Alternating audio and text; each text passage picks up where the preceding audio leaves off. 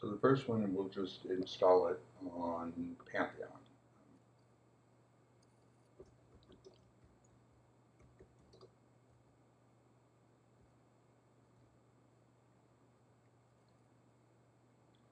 So if you find it, choose it. So that takes a couple of minutes to install the. So then you just go to the standard.